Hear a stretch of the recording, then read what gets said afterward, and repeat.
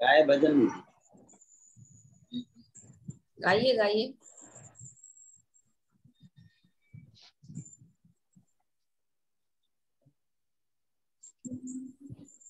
आजादी गीत में से 112 नंबर।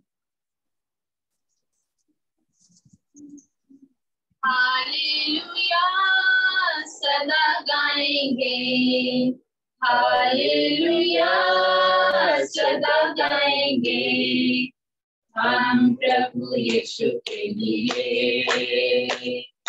हम प्रभु यीशु के लिए। आनंद आनंद आनंद है, आनंद आनंद आनंद है, हमने मोहब्बत से प्रेम किया है, अब्दी मोहब्बत से प्रेम किया है, अपना बेटा हमें बना लिया, यह हमारा सौभाग्य है, अपना बेटा हमें बना लिया, यह हमारा सौभाग्य है।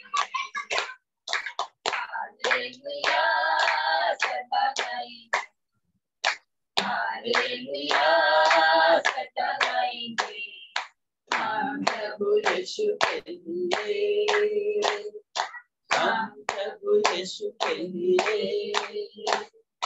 आनंद आनंद आनंद है, आनंद आनंद आनंद है, प्रभु की स्तुति करना आनंद है, प्रभु की स्तुति करना आनंद है, प्रभु की सेवा करेंगे सदा, यह हमारा सौभाग्य है,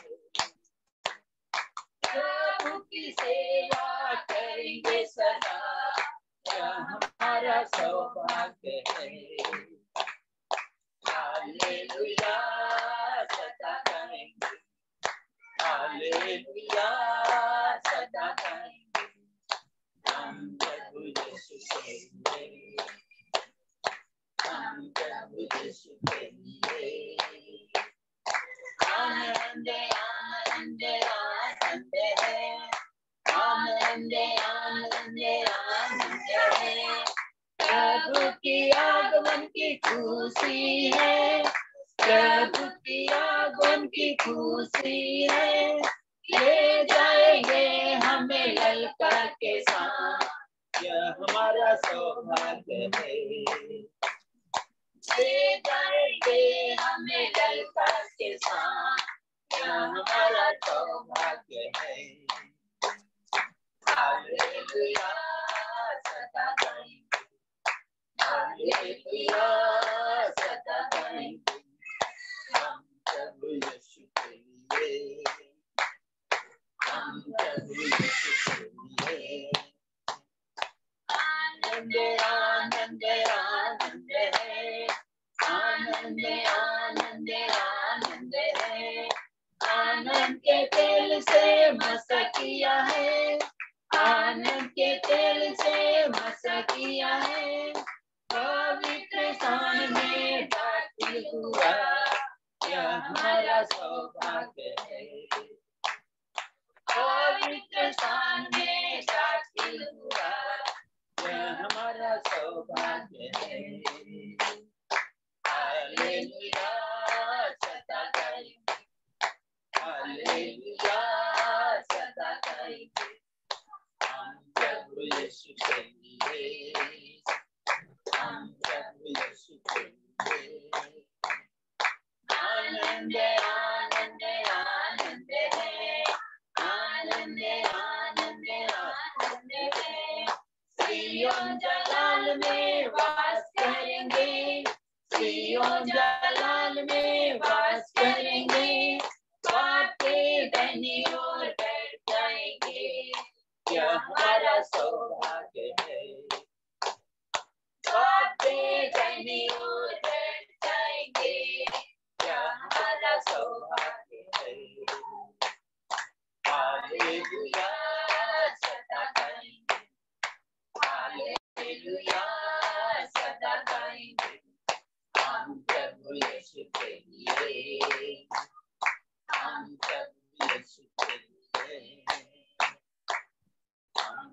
यीशु के लिए। हालेलुया हालेलुया हालेलुया होशन्ना होशन्ना। बोलो प्रभु यीशु मसीह की जय।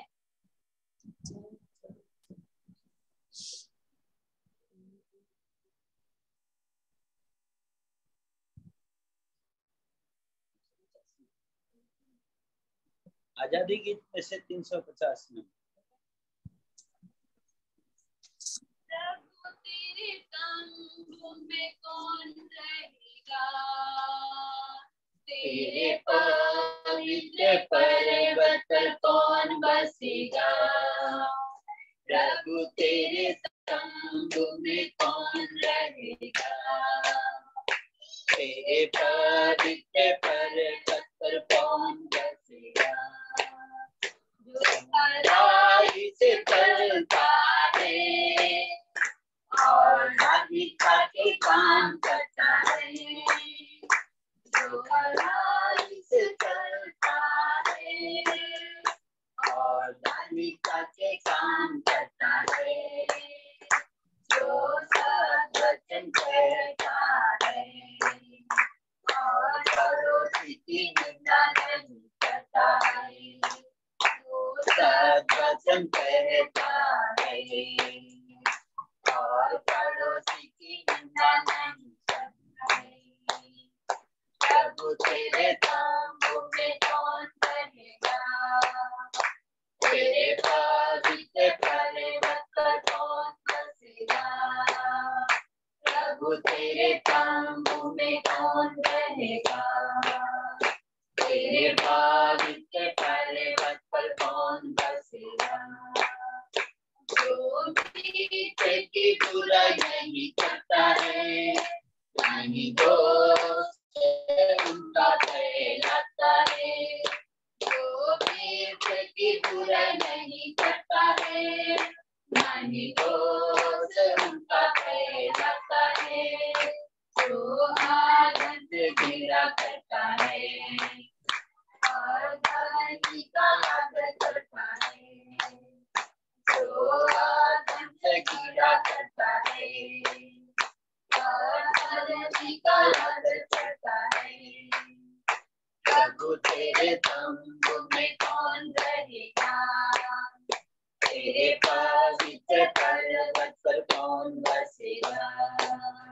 प्रभु तेरे तंबू में कौन रहेगा, तेरे पवित्र पर्वत पर कौन बसेगा। क्या करके फिरता नहीं, चाहे हानि क्यों न उठाना पड़े। क्या करके फिरता नहीं, चाहे हानि क्यों न उठाना पड़े। जो ब्याज पर निज धन देता नहीं, निर्दोष के विरुद्ध घुस लेता नहीं। जो ब्याज पर निज धन देता नहीं, निर्दोष के विरुद्ध घुस लेता नहीं। ऐसा धर्मी जन अटल रहेगा, ऐसा धर्मी जन अटल रहेगा। प्रभु तेरे तंबू में कौन रहेगा, तेरे पवित्र पर्वत पर कौन बसेगा। प्रभु तेरे तंबू में कौन रहेगा, तेरे पवित्र पर्वत पर कौन बसेगा।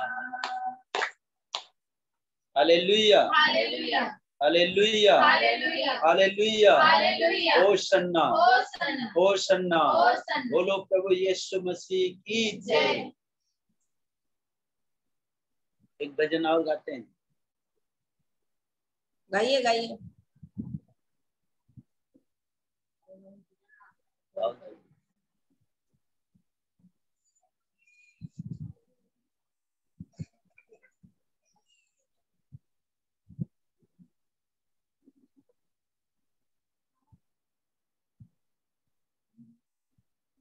आराधना आराधना स्तुति आराधना आराधना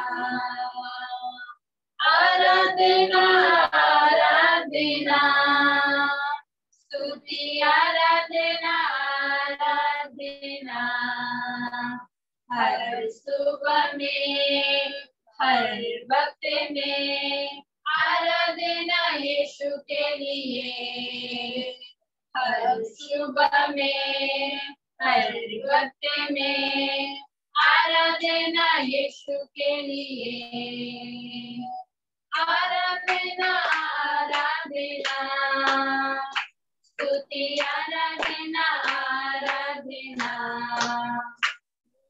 आराधना आराधना स्तुति आराधना आराधना पवित्र प्रभु तेरी आराधना कारुण्य प्रभु तेरी आराधना पवित्र प्रभु तेरी आराधना कारुण्य प्रभु तेरी आराधना सामर्थ्य पिता तेरी आराधना सर्वशक्तिमान तेरी आराधना सामर्थ्य पिता तेरी आराधना सर्वशक्तिमान तेरी आराधना आराधना आराधना स्तुति आराधना आराधना आराधना आराधना स्तुति आराधना आराधना आपका पिता तेरी आराधना आत्मा प्रभु तेरी आराधना अब्बा पिता तेरी आराधना आत्मा प्रभु तेरी आराधना अभिषेक करने वाले आराधना आनंद देने वाले तेरी आराधना अभिषेक करने वाले आराधना आनंद देने वाले तेरी आराधना आराधना आराधना स्तुति आराधना आराधना आराधना आराधना स्तुति आराधना आराधना कलाकार प्रभु तेरी आराधना सहायक प्रभु तेरी आराधना कलाकार प्रभु तेरी आराधना सहायक प्रभु तेरी आराधना रक्षक प्रभु तेरी आराधना राजाओं का राजा तेरी आराधना रक्षक प्रभु तेरी आराधना राजाओं का राजा तेरी आराधना आराधना आराधना स्तुति आराधना आराधना आराधना आराधना स्तुति आराधना आराधना हालेलुया हालेलुया हालेलुया हालेलुया हालेलुया होसन्ना होसन्ना होसन्ना होसन्ना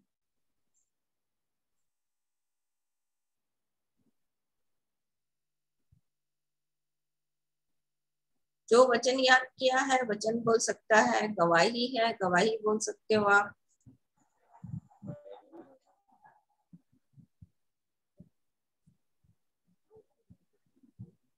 वही जो परमेश्वर ने क्या बोलो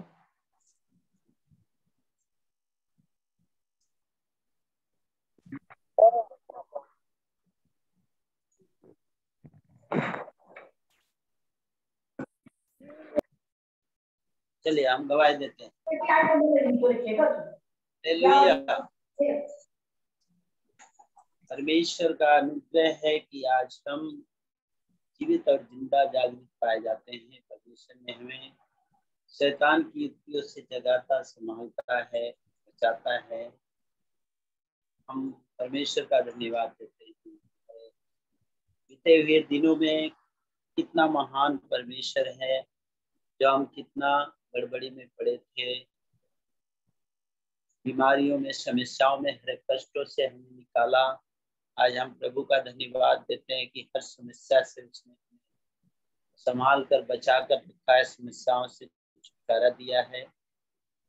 पहले हम प्रभु को जब जानने के लिए शुरू किए, जब प्रभु के साथ में आए तो कुछ भी नहीं जानते थे। तो लोगों ने कितने कितने तरह की बातें बोलने लगे। जब प्रभु के साथ चलने लगे, देवी देवताओं को छोड़ दिए, उनका पूजा करना छोड़ दिए, तो हमारे घर में बहुत सा विरोध उठा। यहाँ तक ऐसा विरोध उठा कि ऐसा लगता था कि हम प्रभु में कैसे चल पाएंगे। घर में हमारे पिताजी के 4 भाई थे। 4 भाइयों के बीच में हमारे पिताजी, हमारी माँ मर गई। मरने के बाद मैंने प्रभु को जाना, इसलिए हम अपने घर में अपने पिताजी के अकेले बेटे थे। तो कोई मेरा और साथ देने वाला नहीं था। अब हम सोचते थे कि हमारा एक भाई है, केशव भाई था, तो भी उसका पिताजी थे, इसलिए उसको सामने नहीं आना पड़ता था, लेकिन हमको तो सब चीज में सामने आना पड़ता था। तो हमारे गांव के, हमारे परिवार, हमारे घर के लोग सब तरह से सताव करने लगे।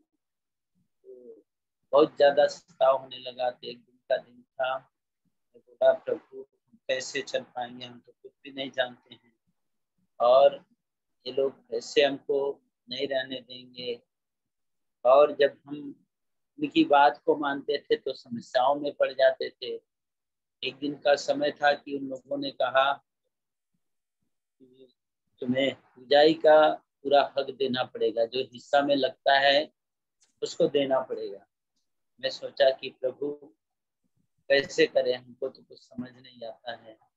तो अपने भैया दीदी से बोले, तो दीदी लोग बोली कि देखो आप प्रार्थना करो और शैतान के कामों को बांधो और परमेश्वर तुम्हारी सहायता करे, सब कुछ करेगा और हम लोग प्रार्थना करें। प्रभु का अनुग्रह है कि दीदी भैया लोग प्रार्थना करते थे और जो साथ में थे वो भी प्रार्थना करते थे। एक दिन का समय था कि घर में पुजाई का समय आ गया, तो बकरा उकरा सब कुछ लिया करके हमने दे दिया। लेकिन हम बोल दिए कि हम इसको नहीं करेंगे, न इसको घोड़े गिरेंगे, ना इसको खाएंगे। पैसा दे दिए तो दे दिए, तो ठीक है तुम सब कुछ देते जाओ और चाहे मत। तो मैं एक दिन वचन को पढ़ रहे थे, तो हमें बहुत ये लगा कि उसके काम में जो हम हाथ बटाते हैं तो उसके कामों में साझी होते हैं। तो प्रभु से हमने प्रार्थना किया कि प्रभु ऐसा ऐसा बात है, आप मुझे इससे भी निकालिए। हम इसी में लगे रहेंगे तो दूसरा भाई लोग देखेंगे तो कहेंगे कि वो तो सब कुछ करता है, तो हमको भी करने में क्या है। तो हम कहें प्रभु आप निकालिए। तो इन लोगों ने पूजाई किया और मेरे बच्चे लोग कुछ जा करके प्रसाद को जो बकरा कटा था उसका मीट खा लिए।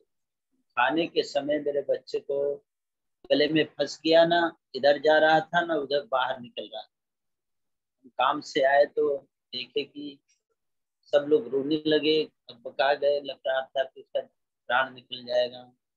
फिर मेरी पत्नी को कैसे याद आया कि यीशु का नाम लेकर के ऐसे गले पर ठोकी, तुरंत निकल गई। तो सारे लोग देखे कि यीशु के नाम से काम होता है।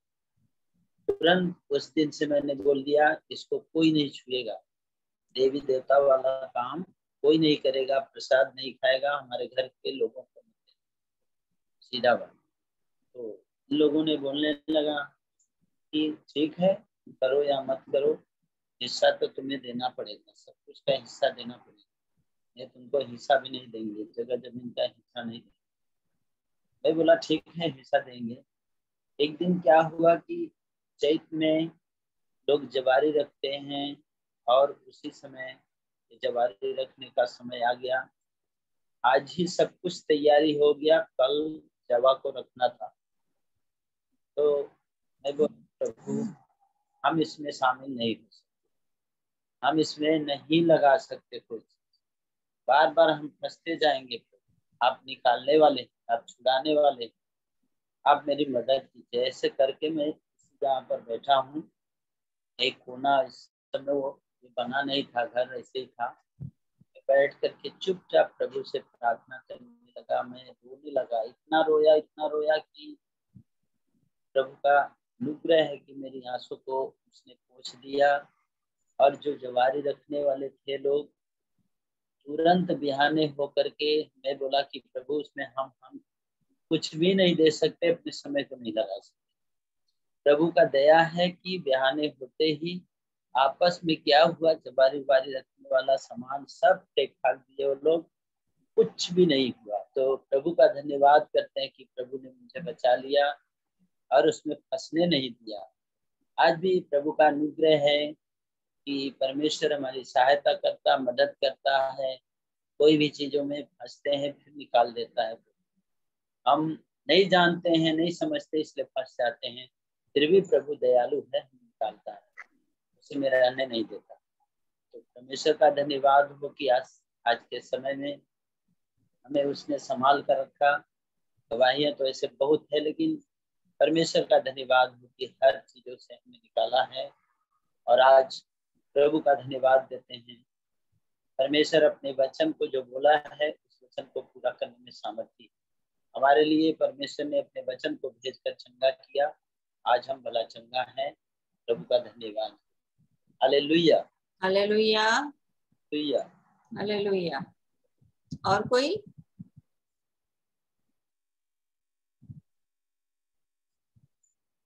वचन बोलिए फटाफट। यौन नीति वचन उसका 14 अध्याय 1 पद। जय यीशु दीदी। जय यीशु बेटा। नीति वचन 14 का 1 पद। हर बुद्धिमान स्त्री अपने घर को बनाती है, पर मूढ़ स्त्री अपने ही हाथों से उसे ढा देती है। Hallelujah, hallelujah, very good. दीदी मैं गवाही दे रही हूँ। हाँ,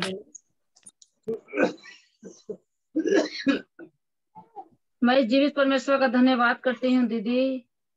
प्रभु ने मेरे जीवन में इतना बड़ा काम किया कि यही वो महीना है। आज मेरे मन में, दिल में प्रभु ने मुझे बोला कि नहीं गवाही दो।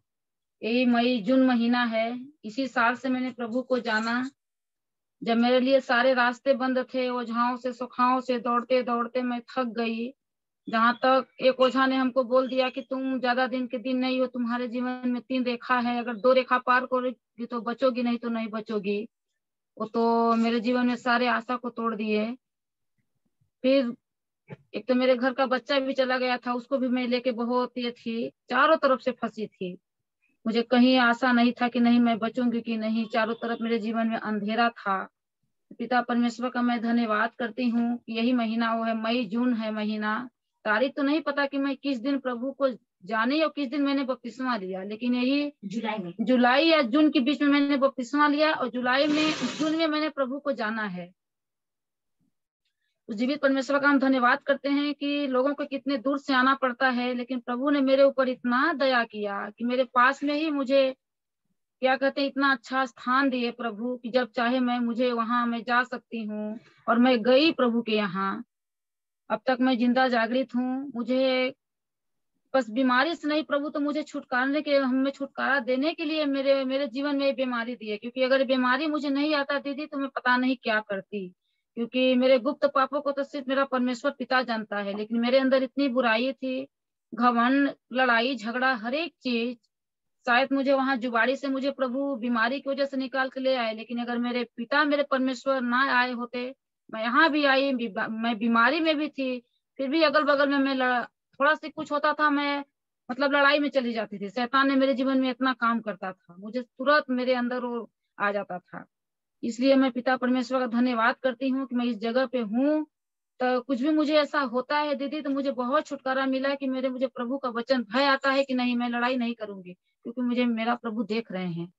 इसलिए हम धन्यवाद करते हैं कि 1 साल हो गया, अभी तक सबके सामने हूँ। जो ओझा बोला था कि तुम ज्यादा दिन 3 रेखा है मर जाओगी, लेकिन प्रभु का धन्यवाद हो कि मैं अभी तक जिंदा जागृत हूँ। इसलिए मैं प्रभु का धन्यवाद करती हूँ। हालेलुया। हालेलुया। नीति वचन 14 का 1 में, हर एक बुद्धिमान स्त्री अपने घर को बनाती है और मूढ़ स्त्री उसको अपने ही हाथों में ढा देती है। हालेलुया। हालेलुया। जय श्री जय यीशु। नीति वचन 14 अध्याय का 1 पद, हर बुद्धिमान स्त्री अपना घर बनाती है, परंतु मूढ़ स्त्री उसको अपने ही हाथों से ढा देती है। हालेलुया। हालेलुया।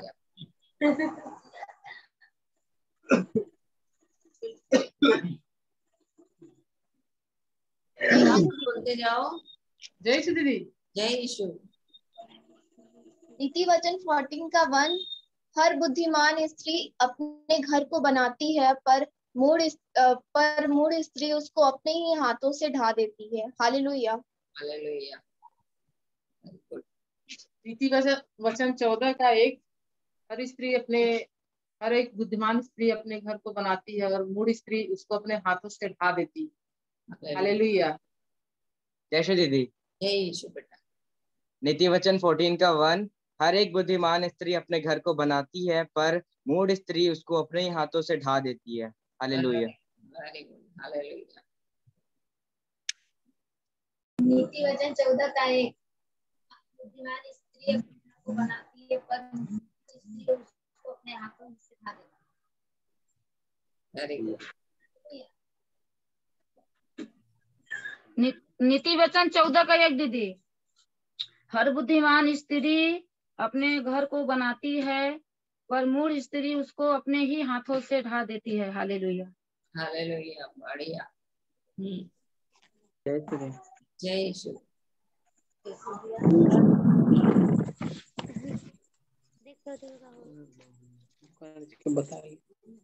भजन संहिता उसका 121 अध्याय का 121। मैं अपनी आंखें पर्वतों की ओर मैं अपनी आंखें पर्वतों की ओर लगाऊंगा, मुझे सहायता कहाँ से मिलेगी? मुझे सहायता यहोवा की ओर से मिलती है, जो आकाश और पृथ्वी का करता है। वह तेरे पाँव को टलने ना देगा, तेरा रक्षक कभी न उगेगा। सुन इजराइल के रक्षक, वह न उगेगा न सोएगा। यहोवा मेरा रक्षक है। यहोवा तेरी दाहिनी ओर तेरी आड़ है। न तो दिन को धूप से और न रात को चांदनी से तेरी कुछ हानि होगी। यहोवा सारी विपत्ति में तेरी रक्षा करेगा, वह तेरे प्राण की रक्षा करेगा। यहोवा तेरे आने जाने में तेरी रक्षा अब से लेकर सदा तक करता रहेगा। हालेलुया। नीति वचन ऐसा भी बोल सकते हैं, सुनो, इसको ऐसा भी बोल सकते हैं अंगीकार करके, मैं अपनी आंखें पर्वतों की ओर लगाऊंगा, मुझे सहायता कहाँ से मिलेगी? मुझे सहायता यहोवा की ओर से मिलती है, जो स्वर्ग और पृथ्वी का करता है। ठीक है। हेवन मतलब आकाश में की जगह में स्वर्ग लिख लो। ठीक है। वह मेरे पाँव को टलने ना देगा, वह मेरे पाँव को टलने ना देगा। मेरा रक्षक कभी ना ऊँगे। सुन इजराइल का रक्षक ना ऊँगेगा ना सोएगा। यहोवा मेरा रक्षक है, यहोवा मेरी दाहिनी और मेरी आड़ है। ना तो दिन को धूप से और न रात को चांदनी से मेरी कुछ हानि होगी। यहोवा मेरी सारी विपत्ति में रक्षा करेगा। यहोवा मेरे आने जाने में मेरी रक्षा अब से लेकर सर्वदा तक करता रहेगा। मतलब मैंने क्या बोला? अपने लिए। हाँ, अपने लिए बोला, ऐसे ही बोलना। ठीक है। जय नीति वचन का बता रहा हूँ। हाँ बोलो। हर बुद्धिमान स्त्री अपने घर को बनाती है, पर मूढ़ स्त्री उसको अपने हाथों से ढा देती है। Very good. बड़ी जय सिद्धू। जय। 14 का 1। कौन बोल रहा है? मझौली से। हाँ बोलो। हर बुद्धिमान स्त्री अपने घर को बनाती है, पर मूढ़ स्त्री उसको अपने ही हाथों से ढा देती है। हालेलुया। हालेलुया। बढ़िया। जय श्री दीदी। जय यीशु। नीति वचन 14 अध्याय का 1 वचन, हर बुद्धिमान स्त्री अपने घर को बनाती है, पर मूढ़ स्त्री अपने घर को अपने हाथों से ढा देती है। हालेलुया। हालेलुया। Very good.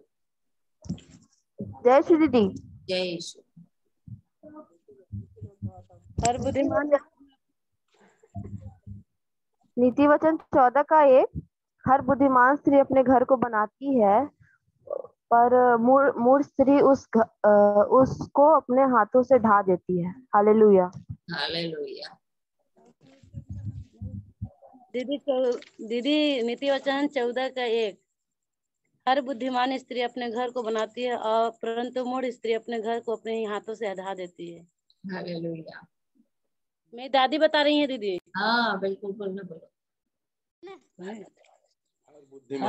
हर बुद्धिमान स्त्री अपने घर को बनाती है परंतु मूढ़ स्त्री अपने घर को ढहाती है अपने हाथों से। बढ़िया बढ़िया, बहुत अच्छा बोली। अब सब जो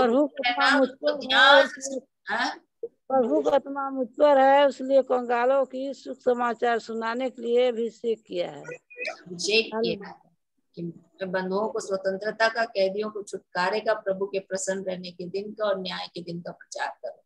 इसको भी याद कर लोगी ना तो बढ़िया। दीदी मम्मी बता रही है। जय श्री दीदी। हाँ बोलो बोलो। नीति वचन 14 का 1 अध्याय दीदी।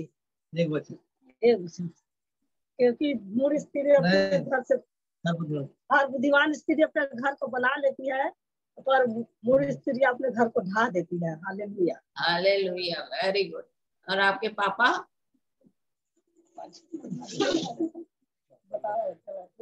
याद करें, करीला कि नहीं? करीला याद करते हैं। अभी नहीं बोलेंगे, नहीं याद है बोल रहे हैं? कल याद करके बोलिएगा। क्या बोल रहे हैं? बोलेंगे नहीं बोलेंगे? हाँ बोल रहे हैं, कल बोलेंगे। हाँ वेरी गुड। अभी आप उनको रिपीट कराओ। पीछे पीछे बोलेंगे आपके। दीदी हाँ कौन बोल रहा है? हाँ हाँ बोलो प्लीज। भजन संख्या 127 है। हाँ बोलो। बनाने तो बनाने वाले का परिश्रम व्यर्थ है। हाँ वाले का जागना व्यर्थ होगा। तुम जो सवेरे उठते हो और देर करके विश्राम करते हो और दुख भरी रोटी खाते हो, यह सब तुम्हारे लिए व्यर्थ ही है, क्योंकि वह अपने प्रियों को योग्य नींद प्रदान करता है। देखो लड़के यहोवा के दिए हुए भाग हैं, क्योंकि गर्भ का फल उसकी ओर से प्रतिफल है।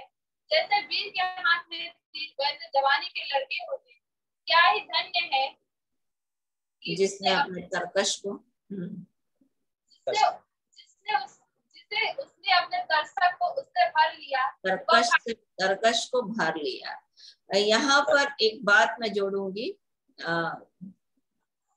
बच्चे, लड़के नहीं है वहां पर, बच्चे यहोवा के दिए हुए भाग है, गर्भ का फल उसकी ओर से प्रतिफल है।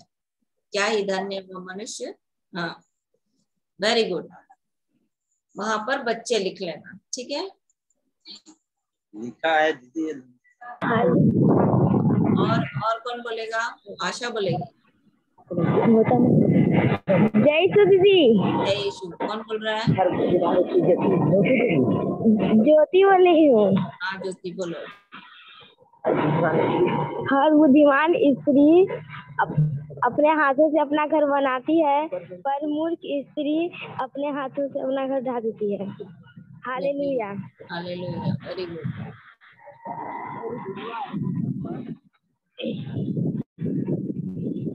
और बाकी को याद है नहीं याद?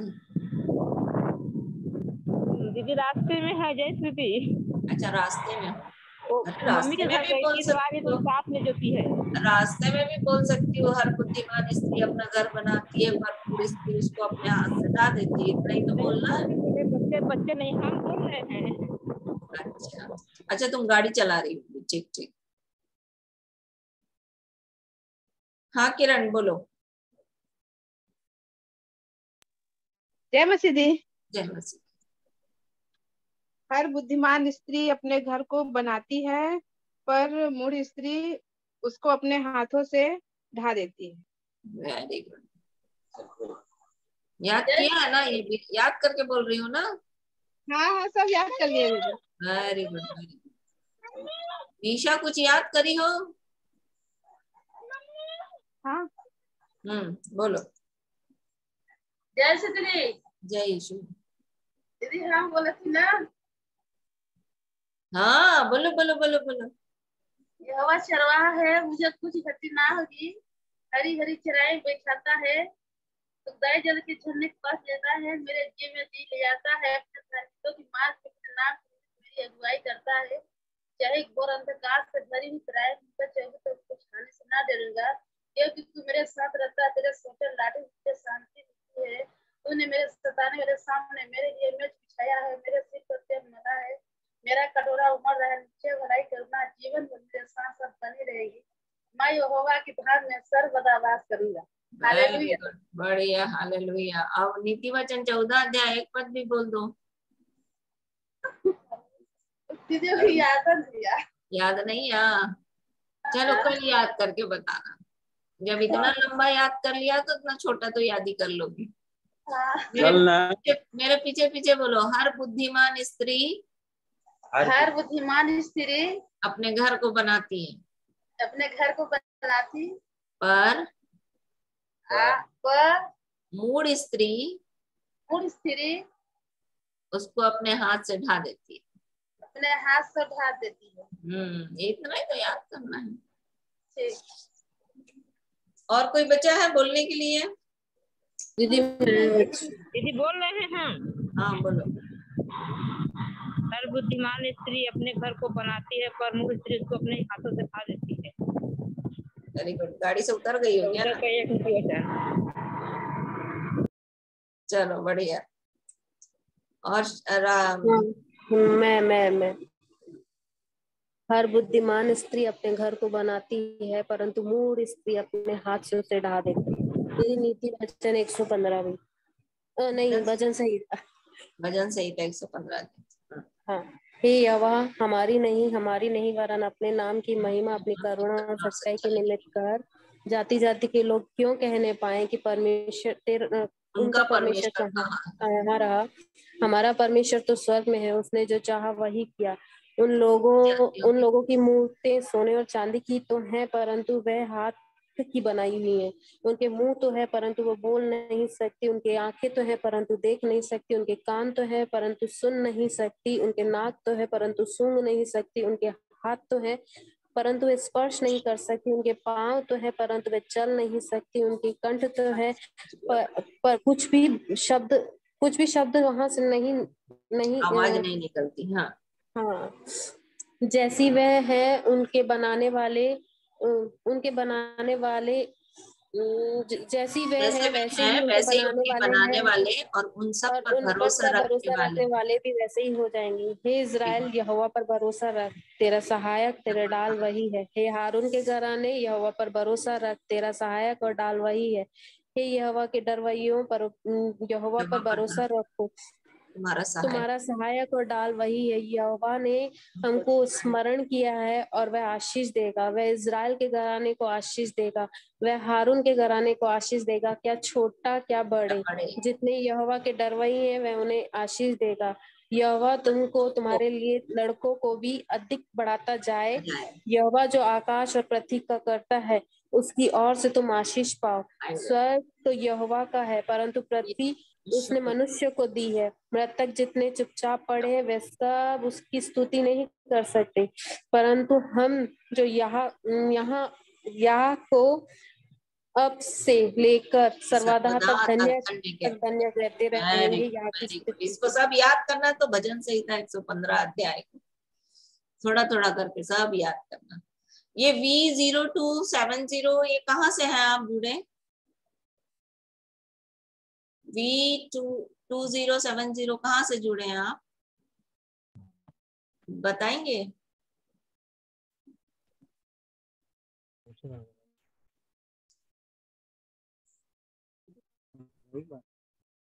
आवाज नहीं आ रही आपने? नमस्ते दीदी, जय यीशु। जय यीशु। कहाँ से जुड़े हैं आप?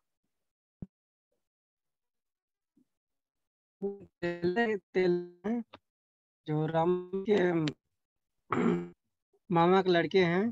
किसके मामा के लड़के हैं?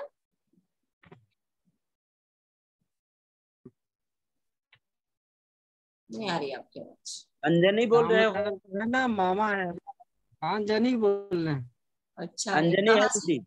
ये कहाँ से है? तेलदा से। तेलदा से। अच्छा, तेलदा। तेलदा से भी लोग आने लग गए। वाह, जय यीशु दीदी। जय यीशु। आप वचन याद कर रहे हो? राम जन्म बोले थी, राम जन्म। राम जन्म वचन याद करीला कि नहीं?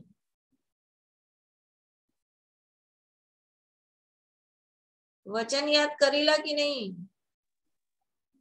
आवाज नहीं आ रहा आवाज। अच्छा, प्रमीला तुमने वचन याद किया? प्रमीला,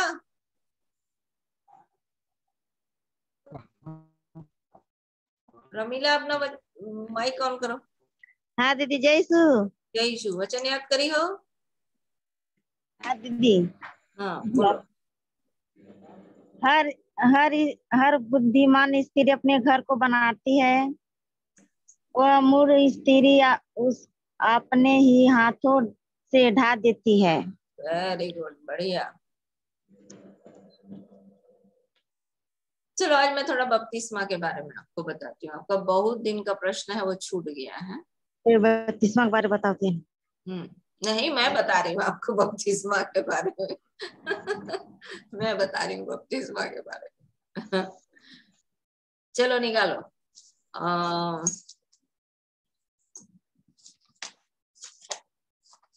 प्रेरितों के काम उसका 2 अध्याय।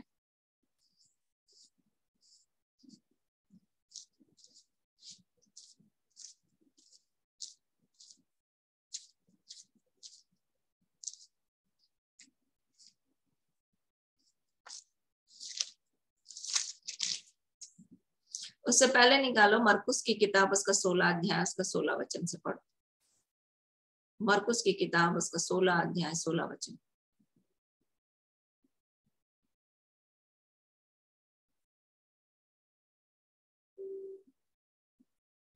जिसको मिल जाता है फटाफट पढ़ो।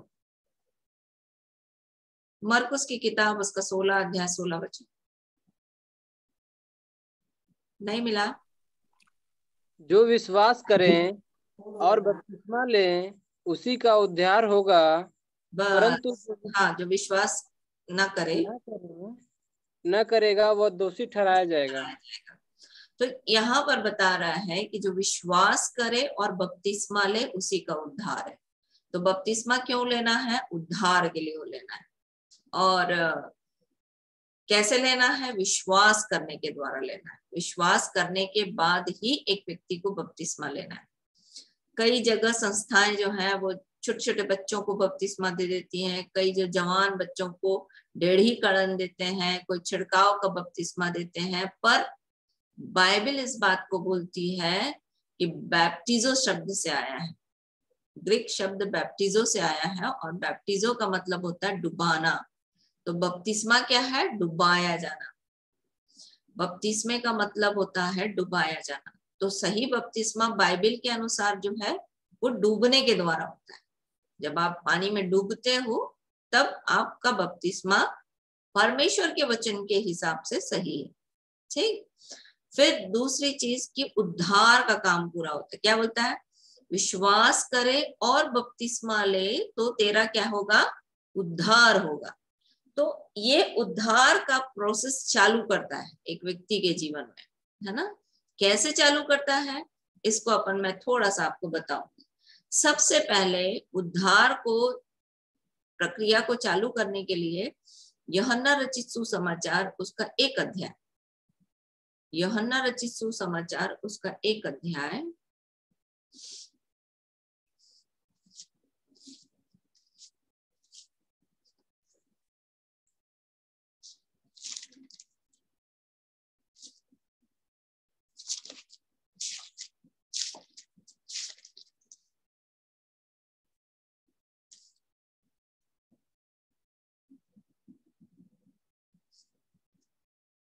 उसका 31 पद। यूहन्ना रचित सुसमाचार उसका 1 अध्याय 31 पद। 31 दीदी। 31। मैं तो उसे पहचानता न था, परंतु इसलिए मैं जल से बपतिस्मा देता हुआ आया कि वह इस्राएल पर प्रकट हो जाए। हाँ, एक व्यक्ति क्या करता है, इज़राइल पर प्रकट हो जाता है जब बपतिस्मा लेता है। यीशु मसीह ने क्यों बपतिस्मा लिया? यीशु मसीह बपतिस्मा लिया ताकि इज़राइल में प्रकट हो जाए, इज़राइली लोग जाने। इज़राइली कौन? जो शुद्ध मन वाले हैं, जो निष्कपट मन के हैं, उन लोग ये जान जाएं कि प्रभु यीशु मसीह कौन है, इसलिए यीशु मसीह ने बपतिस्मा लिया। ठीक है। फिर दूसरी चीज, पहली चीज इज़राइल में प्रकट हो जाए, दूसरी चीज लूका की किताब उसका 7 अध्याय, लूका की किताब उसका 7 अध्याय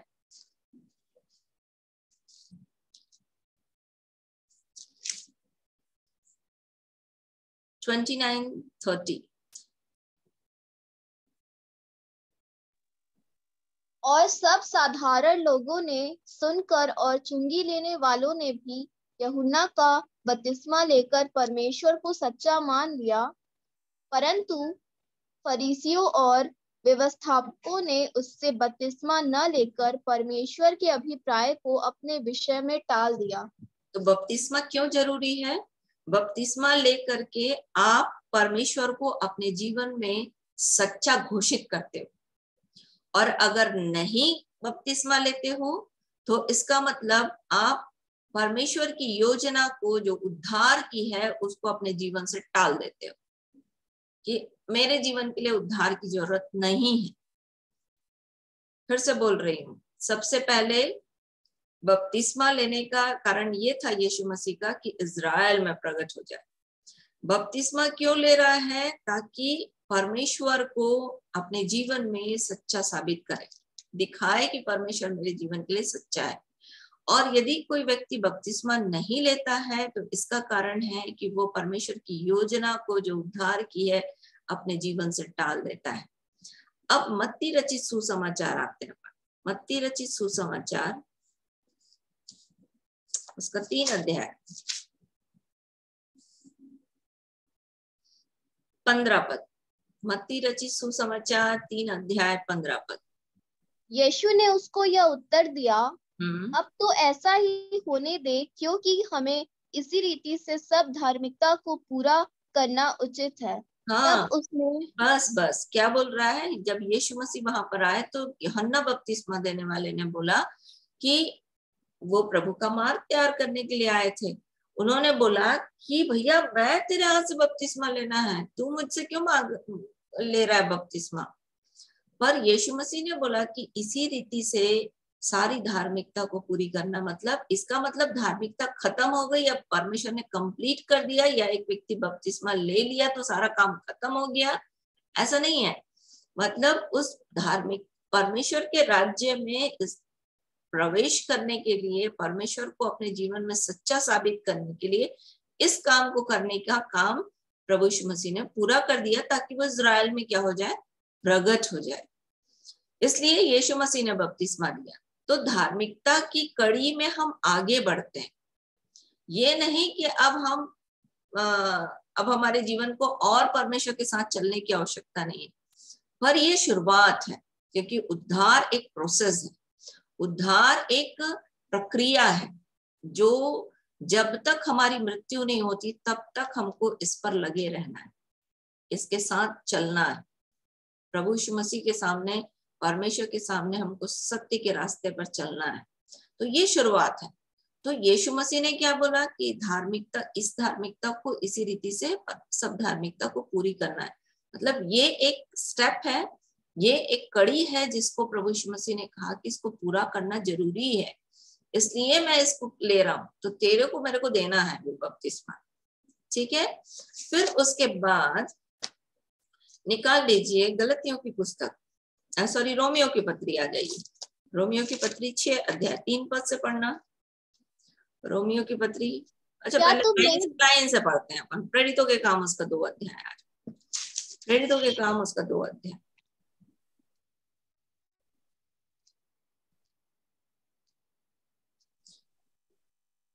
सैंतीस और 38 पद। दीदी 37 मतलब 37, 38। तब सुनने वालों के हृदय छिद गए और वे पतरस और शेष प्रेरितों से पूछने लगे, हे भाइयों, हम क्या करें? पतरस ने उनसे कहा, मन फिराओ और तुम में से हर एक अपने अपने पापों की क्षमा के लिए यीशु मसीह के नाम से बपतिस्मा ले, तो तुम पवित्र आत्मा का दान पाओगे। हाँ, क्या बोल रहा है? मन फिराओ, बस मन फिराओ। मतलब वहां पर बोल रहा था कि विश्वास करे और बपतिस्मा ले। तो विश्वास क्या करना है? मन को फिराना है।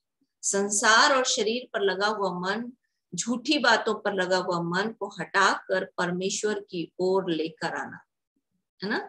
इसको बोलते हैं मन फिराओ। मतलब एक तरफ लगा हुआ था, वहां से उठा दिया, दूसरे तरफ लगा दिया, ये है फिरना। ठीक, तो क्या बोल रहा है? मन फिराओ और तुम में से हर एक अपने अपने पापों की क्षमा के लिए। अब बपतिस्मा क्यों जरूरी है? पापों की क्षमा के लिए। अब आपके पास प्रश्न उठ सकता है कि क्या हम जब बोलते हैं, या दीदी आप प्रार्थना करवाती हो और हम जब प्रार्थना करते हैं तो क्या हमारे पाप क्षमा नहीं होते? हम बोलते हैं ना कि प्रभु यीशु मेरे पापों को अपने लहू से धो दीजिए, मेरे जीवन में आइए, मेरे जीवन में राज्य करिए, तो क्या हमारे पाप क्षमा नहीं होते? जब भी आप बोलते हो तुरंत यीशु का लहू काम करता है और पापों की क्षमा हमको मिल जाती है। पर क्या होता है कि हमारा जो हिसाब किताब है, मतलब परमेश्वर की नजर में पुस्तकें लिखी जा रही और उन पुस्तकों में हमारा जो अच्छे काम कर रहे हैं वो और जो गलत काम कर रहे हैं वो दोनों लिखे जा रहे हैं। मेरी बात आवाज आ रही है कि नहीं आ रही है? सुन रहे हो कि नहीं आप? जो सही बात है वो और जो हम सही काम कर रहे हैं वो और जो गलत काम कर रहे हैं वो दोनों का हिसाब परमेश्वर के सामने लिखा जा रहा है।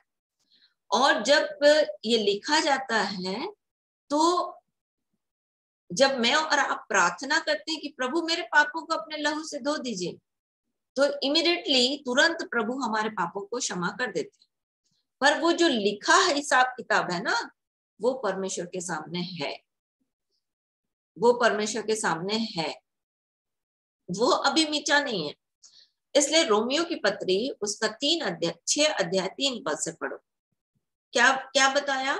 अपने अपने पापों की क्षमा के लिए बपतिस्मा लो तो तुम पवित्र आत्मा का दान पाओगे। पवित्र आत्मा जो है वो अनुग्रह है, अनुग्रह से मिला है ना, वो दान है जो हर किसी को परमेश्वर देता है। तो ये गिफ्ट जो है, ये इनाम जो है बपतिस्मा लेने के बाद एक व्यक्ति के जीवन में आता है। अब कैसे आएगा तो किसी दिन पवित्र आत्मा के बारे में बताऊंगी। तो निकालो रोमियो की पत्री उसका 6 अध्याय 3 पद से पढ़ो बेटा।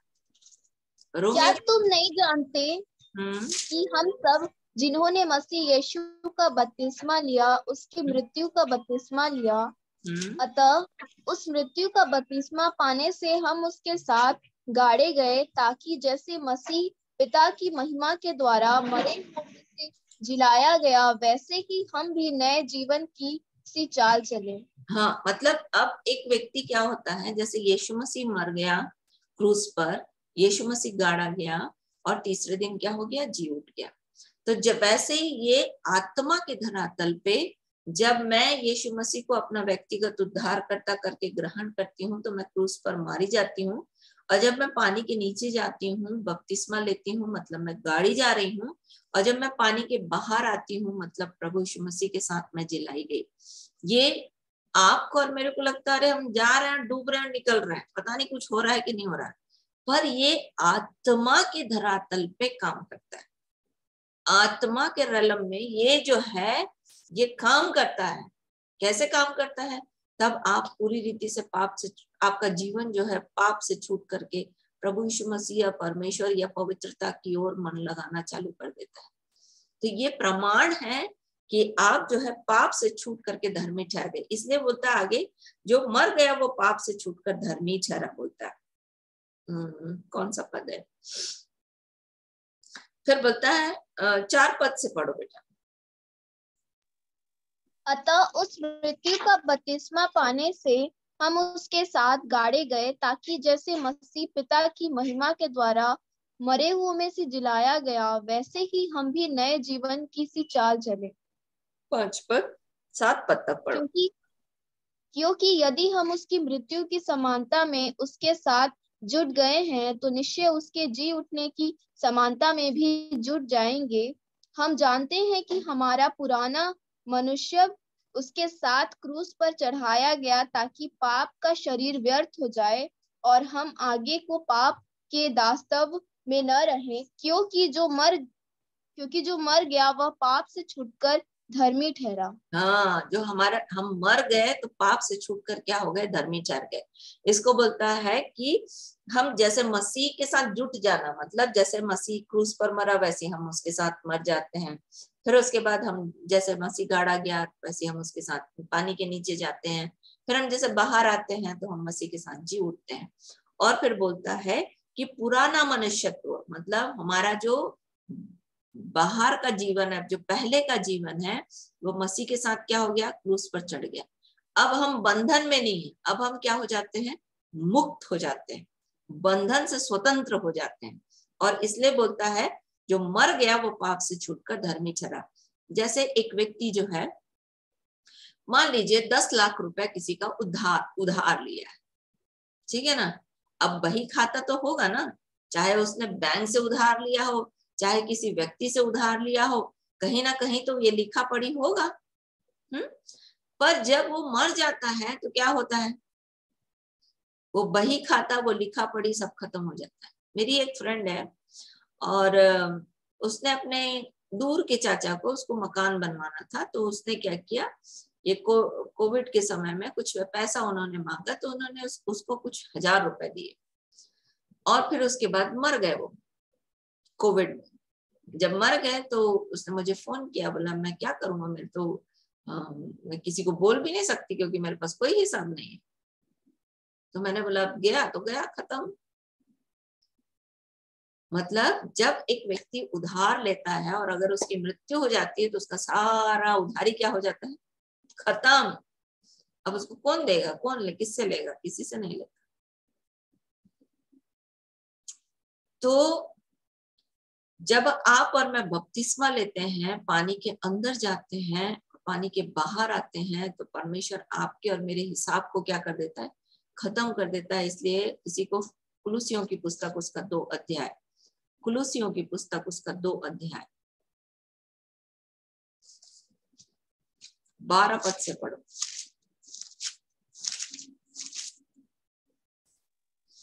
और उसी के साथ बपतिस्मा में गाड़े गए और उसी में परमेश्वर की सामर्थ पर विश्वास करके जिसने उसको मरे हुओं में से जिलाया उसके साथ जी भी उठे। उसने तुम्हें भी जो अपने अपराधों और अपने शरीर को खतना रहित दशा में मुर्दा थे उसके साथ जिलाया और हमारे सब अपराधों को क्षमा किया और विधियों का वह लेख जो हमारे नाम पर हमारे विरोध में था मिटा डाला और उसे क्रूस पर कीलों से जड़कर सामने से हटा दिया है। और उसने प्रधानताओं और अधिकारों को ऊपर से उतार कर उनका खुला तमाशा बनाया और क्रूस के द्वारा उन पर जय जयकार की ध्वनि सुनाई। जो मैंने आपको बोला कि हमारा बही खाता परमेश्वर के सामने है, जिसके लिए शैतान परमेश्वर के सामने दोष लगाता है, प्रकाशित वाक्य उसके 12 अध्याय के अनुसार। तो जब एक व्यक्ति मर जाता है तो फिर शैतान कोई बही खाता नहीं लिख सकता, लेके बोल नहीं सकता कि प्रभु देखो मैं ये गलत काम किया है, क्योंकि वो तो सब खत्म हो गया। इसलिए बोल रहा विधियों का वह लेख जो हमारे नाम पर और विरोध पर था क्रूस पर कीलों से जड़कर उसको अपने सामने से हटा दिया। और प्रधानता और अधिकारों को, मतलब अब शैतान का कोई ताकत आपके जीवन में काम नहीं कर सकता, वो आपको दोषी नहीं ठहरा सकता। कौन? शैतान। बोलता प्रधानता और अधिकारों को, आकाश के अंधकार के हाकिम को और दुष्ट की आत्मिक सेनाओं को जो आकाश में है, क्या कर देता है? प्रधानता और अधिकारों को क्रूस पर किलो से जड़कर उसका खुल्लम खुल्ला तमाशा बनाता है। खुल्लम खुल्ला मतलब अब कोई काम नहीं है शैतान का। और बोलता जय जयकार की ध्वनि सुनाई, मतलब परमेश्वर की इसमें महिमा होती है कि जब मैं और आप बपतिस्मा लेकर पानी से ऊपर आते हैं तो विधियों का वलेग जो हमारे नाम पर विरोध प्रथा मिट जाता है और इसके द्वारा परमेश्वर की महिमा होती है, क्योंकि प्रधानता और अधिकार हमारे जीवन से शैतान का खत्म हो जाता है। अब शैतान का हमारे जीवन पर कोई अधिकार नहीं होता। क्यों अधिकार नहीं होता? गलतियों की पुस्तक उसका 3 अध्याय, गलतियों की पुस्तक उसका 3 अध्याय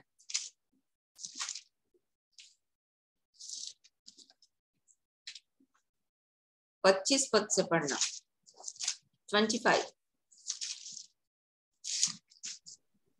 परंतु जब विश्वास आ चुका तो हम अब शिक्षक के अधीन न रहे, क्योंकि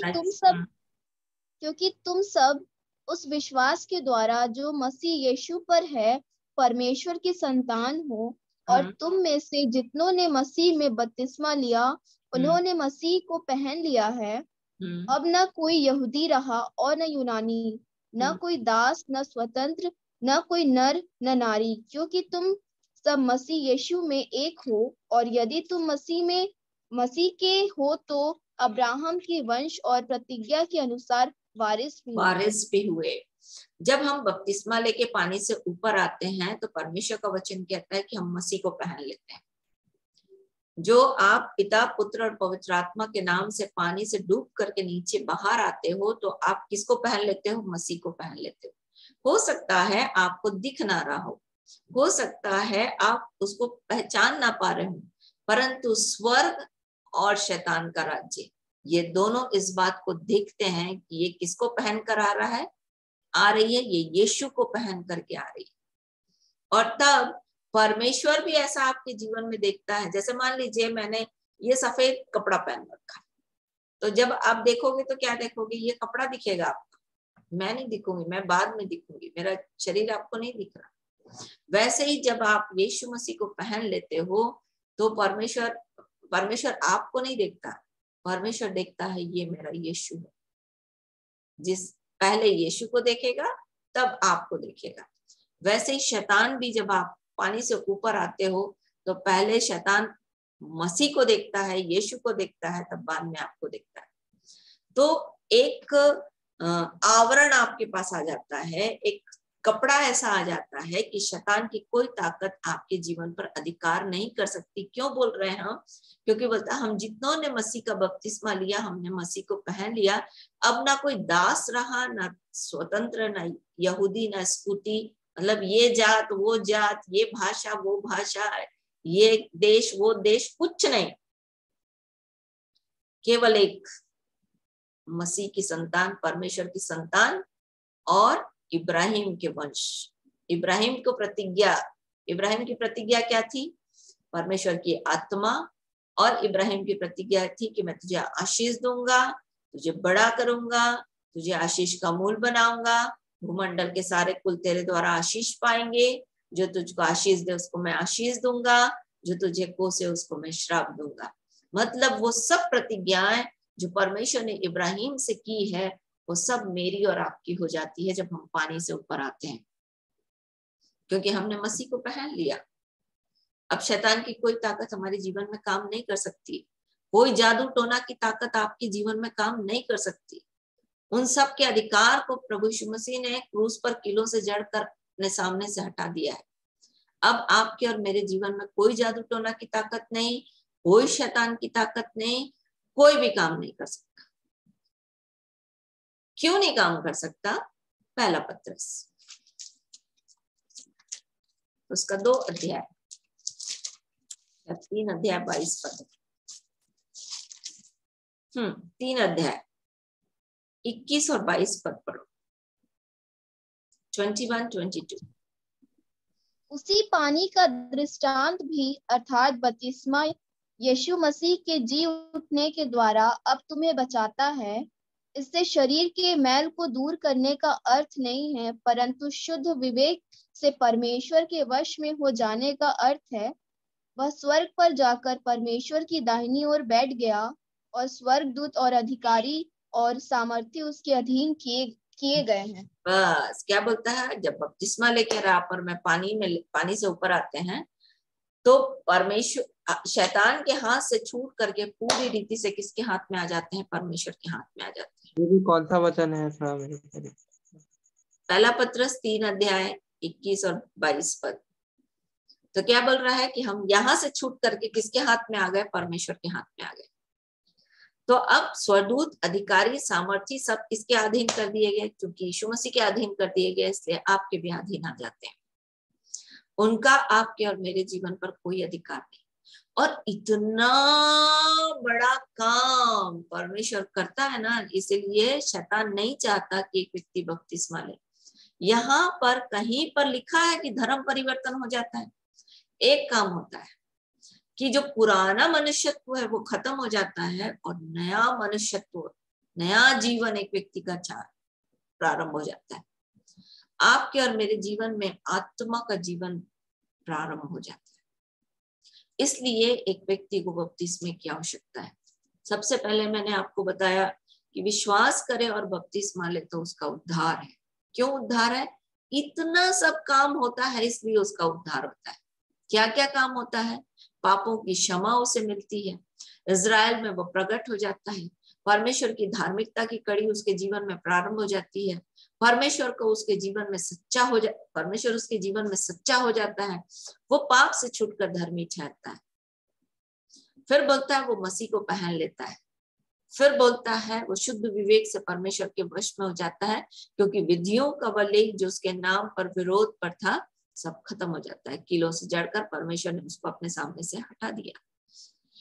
फिर आखिरी काम होता है कि स्वदूत और अधिकारी आपके और मेरे अधीन हो जाते हैं और परमेश्वर का आत्मा एक व्यक्ति के जीवन में आने के लिए अब तैयार है स्थान, क्योंकि हृदय जो है वो पूरी रीति से क्या हो गया? पवित्र हो गया। वो यीशु को पहन लिया, वो यीशु उसके अंदर आ गया और यीशु का आत्मा उसके जीवन में आएगा ही। इसलिए एक व्यक्ति के जीवन को बपतिस्मा की आवश्यकता है, क्योंकि वो शुद्ध विवेक से परमेश्वर के वश में चले जाता है। और यही चीज शैतान नहीं चाहता कि मनुष्य करे। इसलिए आप यीशु मसीह का नाम लोगे कोई दिक्कत नहीं है, किताब पढ़ोगे कोई दिक्कत नहीं, पर जहां बपतिस्मा की बात आती है तो लगता है ओ ये धर्म परिवर्तन हो गया। कुछ नहीं, बाइबल में कहीं नहीं लिखा है कि ये धर्म परिवर्तन करता है। जो लोग बाइबल पढ़ते हैं वो इस बात को जानते हैं, और मैं तो कहूंगी कि आप भी पढ़िए ताकि आपको समझ में आ जाए कि एक व्यक्ति परमेश्वर के हाथ में आ जाता है। और कैसे आना है? सबसे पहले मन फिराना है। बोलता है अगर एक व्यक्ति का हृदय छिदा तब तो वो बपतिस्मा के लिए खड़ा है, तैयार है। अगर एक व्यक्ति का हृदय नहीं छिदा तो वो बपतिस्मा के लिए तैयार नहीं। अब इसको कैसे समझाऊं मैं आपको? मरा हुआ अगर व्यक्ति नहीं मरा, एक मनुष्य नहीं मरा है और आप उसको गड़ा दोगे तो क्या कर रहे हो? आप हत्या कर रहे हो। इसलिए बहुत सारे लोग आज जो अपना संख्या बढ़ाने के लिए और अपना नाम करने के लिए जिंदा व्यक्तियों को गड़ा रहे हैं, तो परमेश्वर की नजर में वो क्या है? हत्या है। पर एक मरे हुए व्यक्ति को आप गड़ाओगे तो परमेश्वर के लिए आप भला काम कर रहे हो, परमेश्वर के राज्य की बढ़ोतरी कर रहे हो। इसलिए एक व्यक्ति को बपतिस्मा की आवश्यकता है। प्रमीला समझ में आया?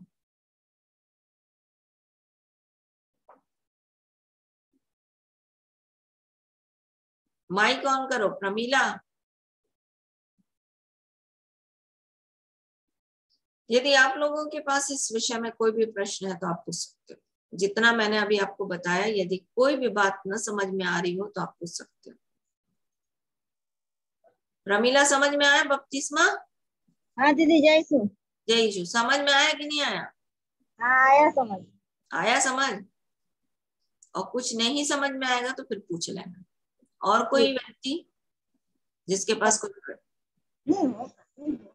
प्रश्न हो तो आप पूछ सकते हो इस विषय में।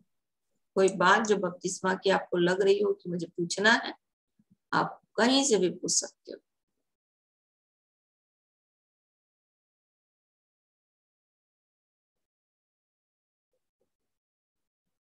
पहला कुरिन्थियों उसके 10 अध्याय में आप जब पढ़ोगे तो बोलता मूसा का बपतिस्मा, उन्होंने बादल में बपतिस्मा लिया, है ना।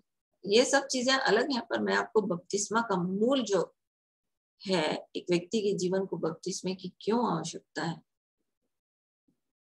उसको मैंने समझाया।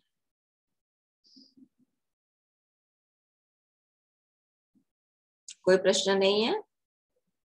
आइए।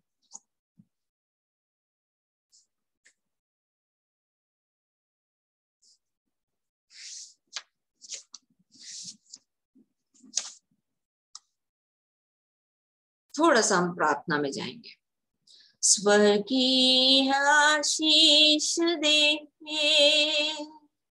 स्वर्गीय आशीष दे, स्वर्ग को तू खोल, हाथ अपना बढ़ा, स्वर्गीय आशीष दे, आत्मा की चंगाई दे, आत्मा की चंगाई दे, आत्मा पवित्र शुद्ध कर चले, आत्मा की चंगाई दे। यीशु मेरे दिल में आ, यीशु मेरे दिल में आ, खोलता हूँ द्वार, करता इकरार, यीशु मेरे दिल में आ, पवित्र आत्मा तू दे, पवित्र आत्मा तू दे, भर दे मुझे सामर्थ्य से, पवित्र आत्मा तू दे। यीशु मेरे दिल में आ, यीशु मेरे दिल में आ, खोलता हूँ द्वार, करता इकरार, यीशु मेरे दिल में आ, पवित्र आत्मा तू दे, पवित्र आत्मा तू दे, भर दे मुझे सामर्थ्य से, पवित्र आत्मा तू दे। स्वर्ग और पृथ्वी के राजा यीशु के नाम में हम आपका धन्यवाद करते हैं। प्रेमी पिता कि हम आपके सामने हैं, आपके अनुग्रह को हमने पाया है, आपकी सच्चाई को हमने जाना है प्रभु, इसलिए हम आपका धन्यवाद करते हैं। यह आपका बड़ा अनुग्रह है प्रभु। बहुत सी बातें बहुतों के सामने छिपी हुई है, परंतु आपने हमारे सामने इन बातों को खोल दिया प्रभु, इसलिए हम आपका धन्यवाद करते हैं। यह आपका अनुग्रह है प्रभु। हम आपकी दृष्टि में बहुमूल्य हैं, इसलिए आपने अपनी अद्भुत योजनाओं को हमारे सामने प्रकट किया है, इसलिए पिता हम आपका धन्यवाद करते हैं। आपके प्रेम के लिए, आपकी भलाई के लिए, आपकी सच्चाई के लिए, आपकी खराई के लिए, आपकी सिधाई के लिए आपका धन्यवाद करते हैं, क्योंकि आप महान और भय योग्य परमेश्वर है। अपने प्रेम रखने वाले और आज्ञा मानने वालों पर अपनी वाचा को पालते हैं। हाँ प्रभु, धन्यवाद देते हैं अपने उद्धार करता प्रभु यीशु मसीह के लिए, जो महिमा का प्रकाश है, तत्व की छाप है, सामर्थ्य के वचन से सब कुछ को संभालता है, जिसने अधार्मिकता से बैर और धार्मिकता से प्रेम रखा, इसलिए आपने उसके सब साथियों से बढ़कर उसे हर्ष के तेल से अभिषेक किया। वो शांति का राजा है, धार्मिकता का राजा है, शालोम है, मल्कीसिदक की रीति पर युगान युग का महायाजक है, दयालु और विश्वास योग्य महायाजक है, जो हमारी निर्बलता में हमारे साथ दुखी होता है, हमारी परीक्षाओं में हमारी सहायता करता है, हमारे लिए निवेदन और विनती करने के लिए सर्वदा जीवित है। उस यीशु के लिए हम आपका धन्यवाद करते हैं, जो हमारे घर का अधिकारी है, जो परमेश्वर के घर का अधिकारी है, जो पवित्र है, निष्कपट है, निर्मल है, पापियों से अलग है, स्वर्ग से ऊंचा है, सच्चे तंबू का सेवक है, उत्तम वाचा का जामीन है, निर्दोष और निष्कलंक मेमना है, नई वाचा का मध्यस्थ यीशु है, विश्वास का करता और सिद्ध करने वाला यीशु है। इसलिए हम आपका धन्यवाद करते हैं। धन्यवाद देते हैं उस बहुमूल्य लहू के लिए, धन्यवाद देते हैं उस क्रूस की मृत्यु के लिए, धन्यवाद देते हैं मसीह के साथ मारे जाने, गाड़े जाने और जी उठने के अनुग्रह के लिए, धन्यवाद देते हैं आपके जीवित वचन के लिए, धन्यवाद देते हैं आपकी पवित्र आत्मा के लिए। आज हम आपके सामने हैं प्रभु, हम सब मिलकर के फिर से अपने देश के लिए प्रार्थना करते हैं पिता, हर एक घुटना आपके आगे झुक जाए, हर एक जीव आपके नाम का अंगीकार करे कि यीशु मसीह प्रभु है। इसलिए हम अपने देश के हर एक व्यक्ति के पाप धर्म और अपराध को मान लेते हैं। हम इस पृथ्वी के हर एक प्राणी की आत्माओं के परमेश्वर आप हैं जिन्हें आपने बनाया, क्योंकि आपका वचन कहता है आप आकाश को तानने वाले, पृथ्वी को ऊपर से फैलाने वाले और उस पर रहने वालों को सांस और उस पर चलने वालों को आत्मा देने वाले परमेश्वर है। आप सृजने वाले परमेश्वर है, आप बनाने वाले परमेश्वर है, आप आत्माओं के रचयिता हैं। इसलिए हम आपका धन्यवाद करते हैं। हम एक एक के पाप धर्म अपराध को मान लेते हैं प्रभु। यीशु का लहू हर एक के जीवन को धोए और शुद्ध करे और आपका छुटकारा हर एक के जीवन में यीशु के नाम में आने पाए। पवित्र आत्मा, आज के दिन हम आपका धन्यवाद करते हैं कि आप हमारी चिंता करने वाले, चंगा करने वाले, चरवाहे, पाप और श्राप से छुड़ाने वाले और जीवन के हर एक भाग के प्रभु हैं। इसलिए हम आपका धन्यवाद करते हैं, धन्यवाद देते हैं प्रभु। हम खड़े खड़े आपके उद्धार के काम को अपने जीवन में देखते हैं, इसलिए हम आपकी प्रशंसा करते हैं। दिन में बादल के खंभे के रूप में, रात में प्रकाश देने के लिए आग के खंभे के रूप में आप हमारी अगुवाई करते हैं, इसलिए हम आपका धन्यवाद करते हैं। आप आगे हमारी अगुवाई करते हैं, पीछे हमारी रक्षा करते हैं, इसलिए हम आपका धन्यवाद करते हैं। एक एक के जीवन को प्रभु आपके सामर्थ्य हाथ में दे देते हैं। आज के दिन आपके पवित्र लोग, हाँ प्रभु, यीशु के नाम में संभाले जाएं। हम पर भी दया करें कि हम प्राण देने तक विश्वासी बने रहें। हम पर अनुग्रह करें कि हमारा हृदय आपकी विधियों को मानने के लिए सिद्ध हो जाए। ऐसा ना हो प्रभु कि हमें लज्जित होना पड़े। खोले गए द्वार के लिए हम आपका धन्यवाद करते हैं। यीशु के नाम में प्रभु आपका वचन उस खोले गए द्वार में महिमा पाए, ऐसा अनुग्रह चाहते हैं। पवित्र आत्मा, आज के दिन सब बातों में आप बढ़े और आप घटते चले जाएं, ऐसा अनुग्रह चाहते हैं। जो बातें हमने वचन से सीखी है प्रभु, हम में से प्रत्येक की मदद करें। जिन्होंने बपतिस्मा ले लिया है उन्हें आपने फिर से नया किया है, इसलिए हम आपका धन्यवाद करते हैं। उनके विश्वास को बढ़ाया है प्रभु, इसलिए हम आपका धन्यवाद करते हैं। आपने उनके जीवन से बातें की, इसलिए हम आपका धन्यवाद करते हैं। जिन्होंने आपके प्रेम को नहीं जाना प्रभु, उन पर दया करें कि वे अपने आपके उद्धार के काम को अपने जीवन में पूरा होते देख सकें। पवित्र आत्मा, इस रीति से वो आपकी सारी धार्मिकता को पूरी करें, ऐसा अनुग्रह चाहते हैं। अब तक आपने अद्भुत किया है प्रभु, हर एक के जीवन की मदद की है, इसलिए हम आपका धन्यवाद करते हैं। आज के दिन प्रभु फिर से जो जेल खाने में है, जो केसेस कोर्ट में चल रहे हैं प्रभु, जो आपके लोगों के हैं, यीशु के नाम में प्रभु उन्हें खारिज होने दीजिए।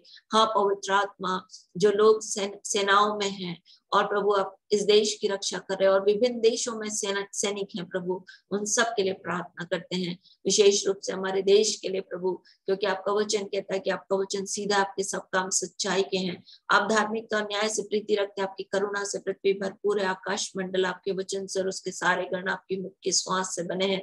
आप समुद्र के जल को ढेर किनारे इकट्ठा करते, महासागर को अपने भंडार से निकालते हैं। हाँ प्रभु, आपने कहा तब हो गया, और जब आपने आज्ञा दी तो वास्तव में वैसा ही हो गया।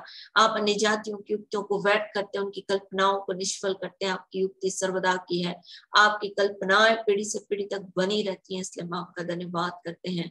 आज के दिन में प्रभु हर एक के जीवन के लिए आपके अनुग्रह को मांगते हैं, आपकी सहायता को मांगते हैं। यीशु के नाम में प्रभु हर एक के जीवन पर आपकी दया, आपका तरस, आपका प्रेम, आपकी भलाई प्रकट हो प्रभु। हाँ, जो जेल खाने में है वो यीशु के नाम में स्वतंत्र किए जाए, उनके जीवन में आपका उद्धार का काम पूरा हो। हाँ प्रभु, आप अन्य जातियों की युक्तियों को व्यर्थ करने वाले परमेश्वर हैं। आपने अहीतोपेल की युक्तियों को व्यर्थ किया, आपने हामान के युक्तियों को व्यर्थ किया, वैसे ही प्रभु इस देश के विरोध में काम करने वाली हर एक युक्तियों को यीशु के नाम में मिटा दीजिए। पवित्र आत्मा आपके अनुग्रह को प्रकट करें। आप दयालु हैं, आप अनुग्रहकारी हैं, आप विलंब से कोप करने वाले और अति करुणा में परमेश्वर है। इसलिए एक एक व्यक्ति, एक एक भाई, एक एक बहन के जीवन के लिए, एक एक बच्चों के जीवन के लिए प्रभु मैं आपकी दया को चाहती हूँ। पवित्र आत्मा आपकी सामर्थ्य यीशु के नाम में इस पृथ्वी पर बहे, आपकी सामर्थ्य यीशु के नाम में इस पृथ्वी पर बहे, आपकी आग यीशु के नाम में इस पृथ्वी पर बहे, ताकि आपका राज्य आए, आपकी इच्छा पूरी और आपका नाम पवित्र माना जाए। अवश्य है प्रभु की सब बातों में आप बढ़े और हम घटते चले जाएं। इस पृथ्वी पर प्रभु आपके अनुग्रह को हमारी ये तुच्छ आंखें देख न पाए, ऐसा अनुग्रह चाहते हैं। हमारी प्रार्थनाओं के कारण से नहीं, हमारी प्रार्थनाओं के कारण से नहीं, परंतु यीशु के बहाए गए उस बहुमूल्य लहू के कारण से प्रभु एक एक के जीवन पर दया करें, एक एक मनुष्य बचा लिया जाए, एक एक के जीवन में आपकी सामर्थ बहे, एक एक के जीवन में प्रभु आपका दया, आपका तरस दिखने पाए, ऐसा अनुग्रह चाहते हैं। हर एक विश्वासी परिवार के लिए हम आपके अनुग्रह को मांगते हैं। हर एक विश्वासी परिवार बहुतों के लिए आशीष का कारण बन जाए। हाँ प्रभु, जिस अच्छे काम को आपने इनके जीवन के लिए प्रारंभ किया है, हमारा भरोसा है कि उसे यीशु मसीह के आने तक आप पूरा भी करेंगे। इसलिए अपने अनुग्रह को यीशु के नाम में बढ़ने दीजिए, आपकी दया को यीशु के नाम में बढ़ने दीजिए, आपकी सामर्थ को यीशु के नाम में बढ़ने दीजिए। हाँ पवित्र आत्मा, सब बातों में आपका राज्य आए, आपकी इच्छा पूरी और आपका नाम पवित्र माना जाए, ऐसा अनुग्रह चाहते हैं। सारा आदर सारी महिमा हम अपने जीवन से आपको देते हैं। सारा आदर सारी महिमा हम अपने जीवन से आपको देते हैं। दुआ उद्धार करता प्रभु यीशु मसीह के नाम से आपको चढ़ाते और मांग लेते हैं। आमीन आमीन आमीन। एक वचन छोटा सा अपन देखेंगे जो मैं कल बोल रही थी बुद्धिमान स्त्री से। कल अपन ने देखा था कि बुद्धिमान स्त्री जैसे अबीगैल थी, जो जिसने परिवार के लिए, परिवार को बचाने का काम किया। एक बुद्धिमान स्त्री थी जिसने नगर को बचाने का काम किया, और एक बुद्धिमान स्त्री है जिसने मेल कराने की कोशिश की। यदि आप दूसरा शामुएल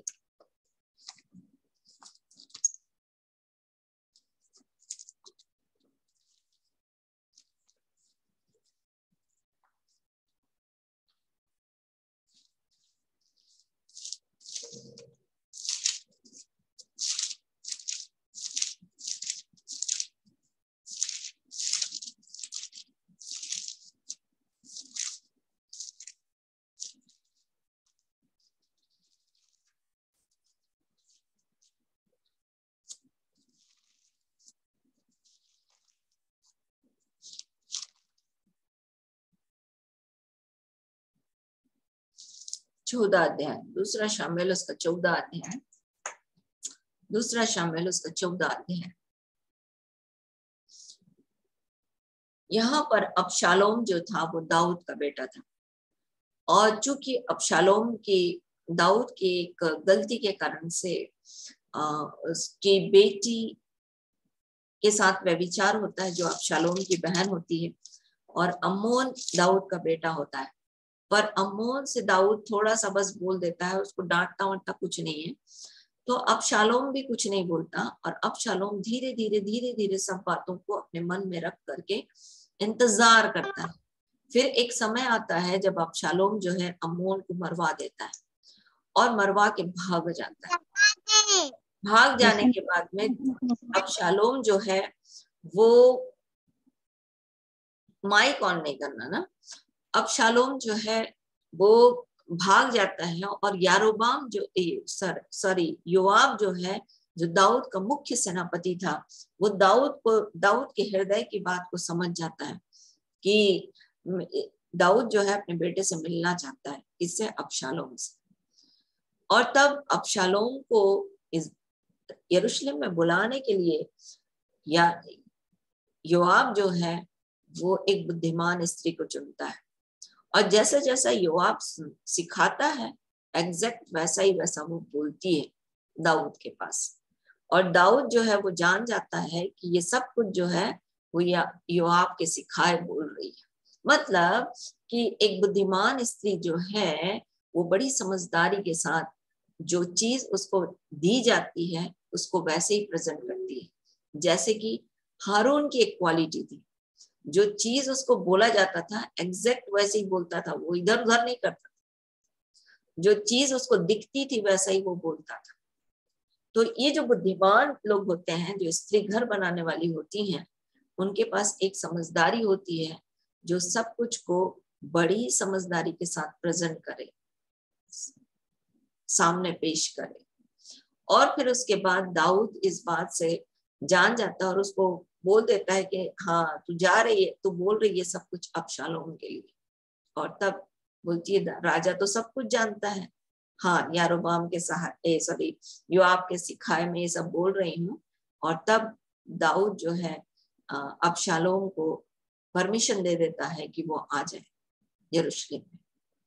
तो योआब जो है डायरेक्ट उसके पास नहीं जाता, इस बुद्धिमान स्त्री को इस्तेमाल करता है पिता को अपने बेटे से मिलाने के लिए।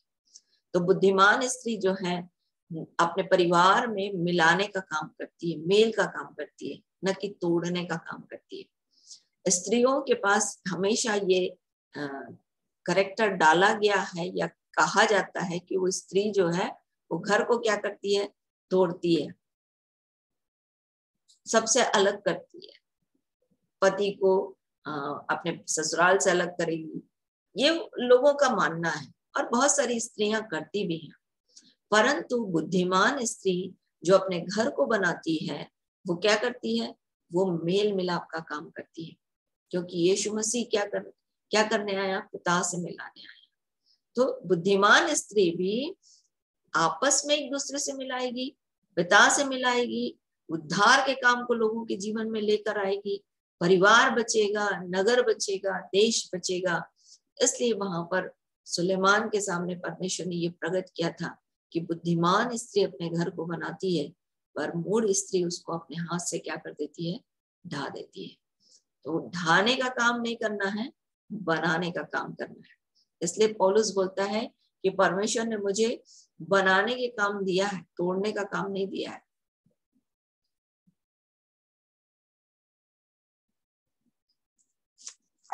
अगर मिल जाए तो मैं दिखा देती हूँ। दूसरा कुरिन्थियों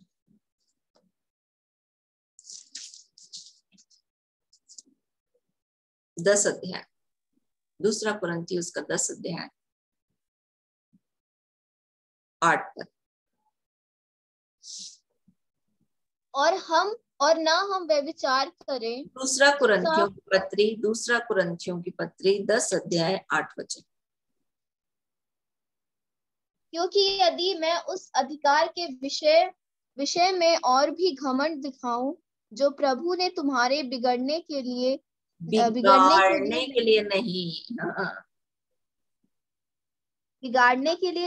पर बनाने के लिए हमें दिया है, तो लज्जित ना होऊंगा। तो प्रभु ने जो जिम्मेदारी मनुष्य को सौंपी है या एक विश्वासी को सौंपी है या परमेश्वर का अपना जन बनाकर सौंपी है, वो ये कि बिगाड़े नहीं, बनाए। तो बुद्धिमान स्त्री का काम है कि वो बिगाड़ती नहीं है, वो बनाती है। नीति वचन से अपन ने देखा कि समझदारी के साथ, जो बुद्धिमान होते हैं वो समझदारी के साथ काम करते हैं। तो कल अपन ने देखा था कि कैसे अबीगैल ने अपने पति को बिना जाने कैसे उसके पूरे वंश को बचा लिया, नहीं तो दाऊद मार देता, और दाऊद को पाप करने से बचा लिया। और वैसे ही परमेश्वर ने दूसरी स्त्री के बारे में दिखाया। कल अपन ने देखा कि कैसे उसने बड़ी बोलती में मिलाप करने वाले इजरायली और विश्वास योग्य इजरायलियों के गोत्र से हूँ, और इसीलिए वो जाकर स्त्री आदमियों से बात करती है, फिर बोलती है हम शेबा का से तुमको ऐसे इलाके दे देंगे, तुम इस नगर को मत नाश करो। और तब वो उनसे बात करती है, उसका सिर लेकर के योआब को दे देती है और योआब चला जाता है। फिर वहां से ऐसे ही लिखा है,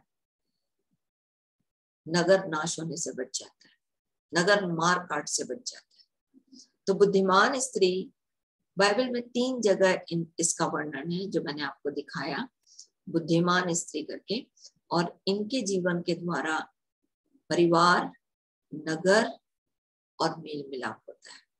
मुख्य 3 चीजें मैंने आपको बताई। ऐसे तो बहुत सारे हैं, यदि आप नीति वचन में खोलोगे तो बहुत सारी चीजें आपको मिलेंगी, पर परिवार को बिगाड़ना नहीं है, परिवार को बनाना है। करना है ये कि बहुत सारे लोग परमेश्वर के साथ मेल मिलाप कर लें और नगर बच जाए, परिवार बच जाए, कोई नाश ना हो, हर एक अनंत जीवन को प्राप्त करे। ये बुद्धिमान स्त्री की जिम्मेदारी है और यही कलीसिया की जिम्मेदारी है। सो प्रभु आज के दिन हमारी सहायता करे कि हम, जैसे आज के दिन हमने बपतिस्मा के बारे में देखा, बहुत सारे लोग जानते होंगे जिन्होंने बपतिस्मा ले लिया हो। ये हमारे लिए रिवाइंड हुआ है कि फिर से दोहराया गया है कि कैसे एक व्यक्ति पूरी रीति से संसार से, शरीर से छूटकर परमेश्वर के हाथ में आ जाता है।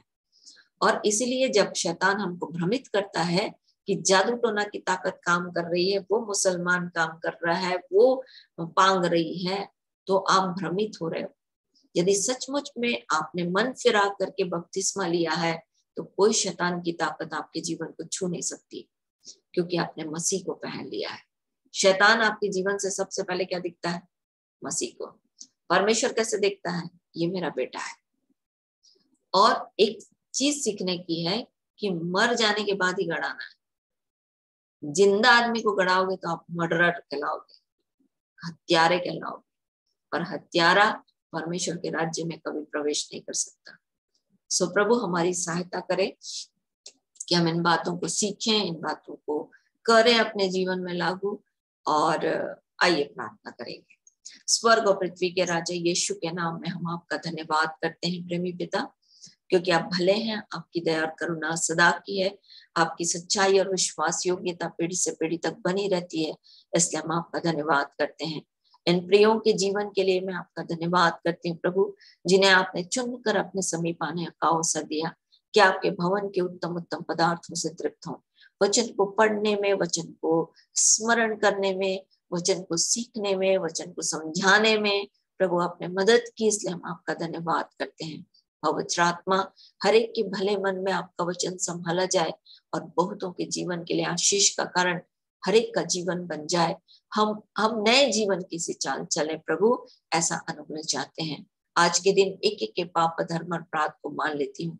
यीशु का लहू हर एक के जीवन को धोए और शुद्ध करे और फिर से नया बना दीजिए, और कल का दिन हम आपके साथ नए रूप में बनाए जिए, ऐसा अनुग्रह चाहते हैं।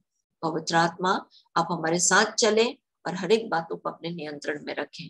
अब तक आपने अद्भुत किया है, इसलिए हम आपका धन्यवाद करते हैं। दुष्टों की बुराइयों का अंत करें, आपकी धार्मिकता यीशु के नाम में स्थिर की जाए, ऐसा अनुग्रह चाहते हैं। पवित्र आत्मा, अवश्य है कि सब बातों में आप बढ़ें और हम घटते चले जाएं। जिस काम को आपने सौंपा है प्रभु, उसे बड़े ईमानदारी के साथ करने में हमारी सहायता करें। हम प्राण दिन तक विश्वासी बने रहें। हाँ प्रभु, हम विश्वास योग्यता के साथ काम करें। हमारा हृदय आपकी विधियों को मानने के लिए सिद्ध हो जाए। ऐसा ना हो कि हमें लज्जित होना पड़े, क्योंकि आपने हमें मेल मिलाप की सेवा सौंपी है। आपने हमें मसीह में राजदूत बनाया है। इसलिए यीशु के नाम में प्रभु हर एक के जीवन को आज के दिन में आशीष देती हूँ। आपके अनुग्रह को खुलती हूँ, आपके मुख के प्रकाश को खुलती हूँ। आपका मुख इनकी ओर बना रहे, आपके दूतों की रक्षा इनके जीवन के लिए की जाए यीशु के नाम में। हर एक बीमार यीशु के नाम में चंगा हो जाए। हर एक दुष्ट आत्मा से ग्रसित लोग यीशु के नाम में छुटकारे को प्राप्त करें। हर एक कोढ़ी यीशु के नाम में शुद्ध हो जाए। जो अशुद्धता का रोग है वो यीशु के नाम में चला जाए प्रभु। शरीर के हर एक रोग, दुख, तकलीफ यीशु के नाम में चले जाए। पवित्र आत्मा, आपकी पुनरुत्थान की सामर्थ्य एक एक के जीवन में प्रवेश करे और एक एक के जीवन को स्थिर करे और बढ़ाए और आपके राज्य और महिमा में लेकर चले। पवित्र आत्मा, आपका राज्य हर एक के जीवन में आए यीशु के नाम में। पवित्र आत्मा, हम हर एक के जीवन को आशीषित करते हैं, आपके अनुग्रह को खोलते हैं, आपके मुख के प्रकाश को खोलते हैं प्रभु। आपका मुख इनकी ओर बना रहे, आपके दूतों की रक्षा इनके जीवन के लिए की जाए और आपकी शांति यीशु के नाम में राज्य करे, ऐसा अनुग्रह चाहते हैं। मौसम की प्रतिकूलता को प्रभु पूरी रीति से दूर करें, ऐसा अनुग्रह चाहते हैं। सारा आदर, सारी महिमा हम अपने जीवन से आपको देते हैं। धन्यवाद के इस बलिदान को प्रार्थना, विनती, निवेदन के साथ अपने उद्धारकर्ता प्रभु यीशु मसीह के नाम से आपको चढ़ाते और मांग लेते हैं। आमीन, आमीन, आमीन। हालेलुया, हालेलुया, हालेलुया। होशन्ना, होशन्ना, होशन्ना। सबको जय यीशु। दीदी जय यीशु। जय यीशु। वो बिटिया की, अर्पिता की तबीयत खराब है, बुखार है, तो प्रार्थना कर दीजिए। हाँ, चलो प्रार्थना करेंगे। स्वर्ग और पृथ्वी के राजा यीशु के नाम में प्रभु हम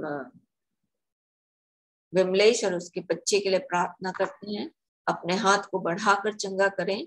चिन्ह और अद्भुत काम आपके प्रिय पुत्र यीशु के नाम में अभी और इसी वक्त हो जाए। हर एक फीवर यीशु के नाम में जाता रहे।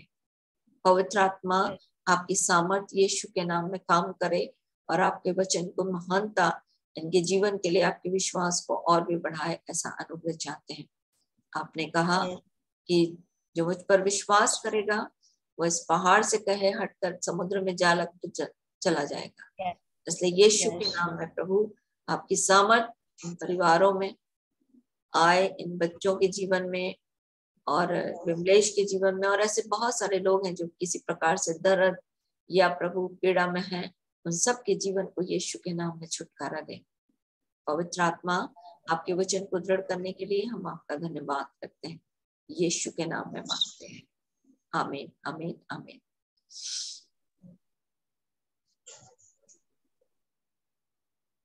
और किसी का कोई समस्या तो नहीं है ना? तो आज समाप्त करते हैं। सबको जय यीशु। जय यीशु। जय यीशु।